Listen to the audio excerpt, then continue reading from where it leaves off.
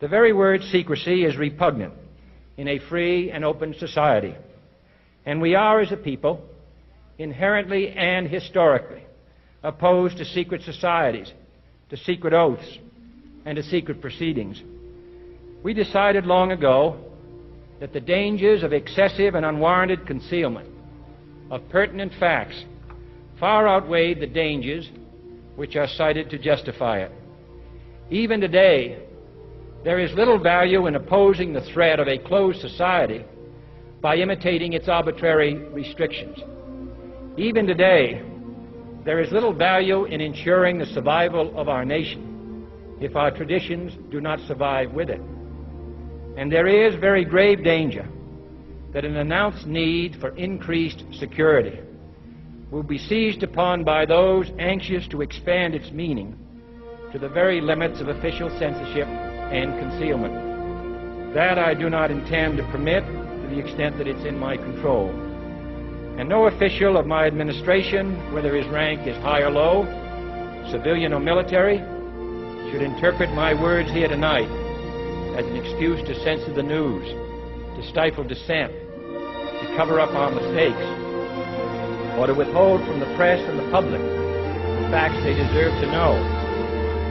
Don't let anybody make you think that God chose America as his divine messianic force to be a sort of policeman of the whole world.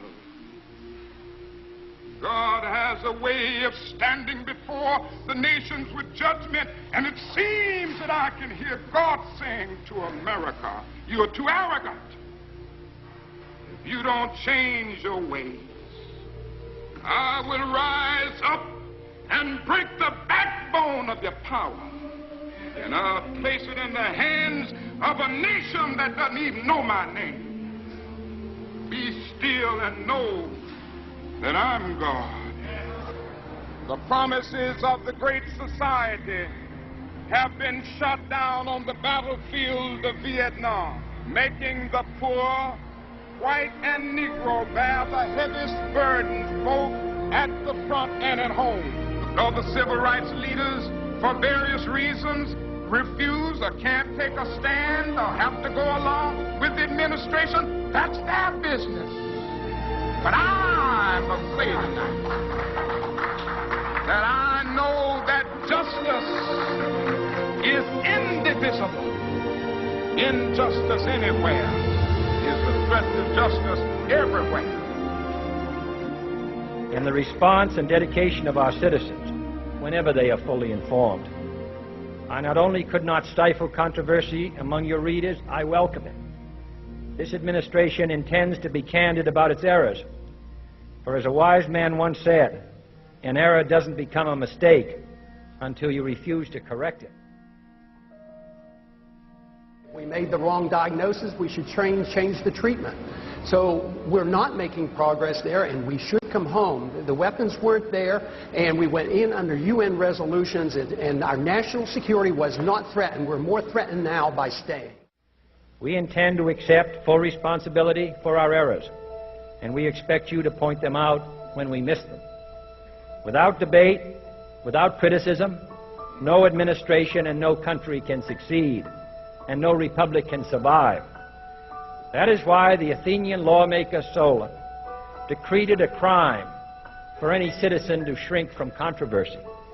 And that is why our press was protected by the First Amendment, the only business in America specifically protected by the Constitution, not primarily to amuse and entertain, not to emphasize the trivial and the sentimental, not to simply give the public what it wants, but to inform, to arouse, to reflect, to state our dangers and our opportunities, to indicate our crises and our choices, to lead, mold, educate, and sometimes even anger public opinion. This means greater coverage and analysis of international news, for it is no longer far away and foreign, but close at hand and local. It means greater attention to improved understanding of the news, as well as improved transmission. And it means, finally, that government at all levels must meet its obligation to provide you with the fullest possible information outside the narrowest limits of national security. And so it is to the printing press, to the recorder of man's deeds, the keeper of his conscience, the courier of his news, that we look for strength and assistance, confident that with your help, man will be what he was born to be, free and independent, free and independent, free and independent, free and independent. I'm Ron Paul. I'm a congressman from Texas, serving in my 10th term. I am the champion of the Constitution. We now promote preemptive war. I do not believe that's part of the American tradition. We in the past have always declared war in the defense of our liberties or go to aid somebody. But now we have accepted the principle of preemptive war. We have rejected the just war theory of Christianity. And now, tonight, we hear that we're not even willing to remove from the table a preemptive nuclear strike against the country that has done no harm to us directly and is no threat to our national security. I mean, we have to come to our senses about this issue of war and preemption and go back to traditions and our Constitution and defend our liberties and defend our rights, but not to think that we can change the world by force of arms and to start war. The people who say there will be a bloodbath are the ones who said it would be a cakewalk, it would be a slam dunk, and that it would be paid for by oil. Why believe them? They've been wrong on everything they've said. So why not ask the people who advise not to go into the region and into the war? The war has not gone well one bit. Yes, I would leave completely. Why leave the troops in the region? It was the fact that we had troops in Saudi Arabia was one of the three reasons given for the attack on 9/11. So why leave them in the region? They don't want our troops on the Arabian Peninsula. We have no need for our national security to have troops on the Arabian Peninsula. And going into Iraq and Afghanistan and threatening Iran is the worst thing we can do for our national security. I am less safe. The American people are less safe for this. It's the policy that is wrong.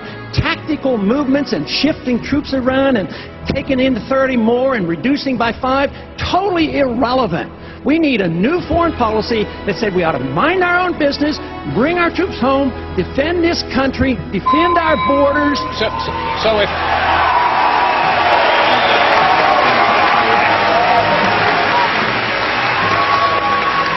Congressman Paul, and I'd like you to take 30 seconds to answer this. You're basically saying that we should take our marching orders from Al-Qaeda. If they want us off the Arabian Peninsula, we should leave? No!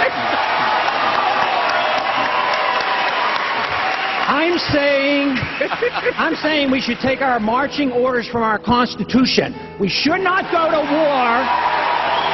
We should not go to war without a declaration. We should not go to war when it's an aggressive war. This is an aggressive invasion. We've committed the invasion of this war, and it's illegal under international law.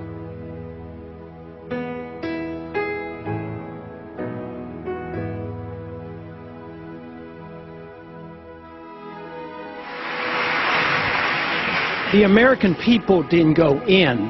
A few people advising this administration, a small number of people called the neoconservatives, hijacked our foreign policy. They're responsible, not the American people. They're not responsible. We shouldn't punish them. Congressman, we are one nation. We can't be divided. We have to be one nation under God. That means if we make a mistake, we make it as a single country, the United States of America, not the divided States of America. When we make a mistake, it is the obligation of the people through their representatives to correct the mistake, not to continue the mistake.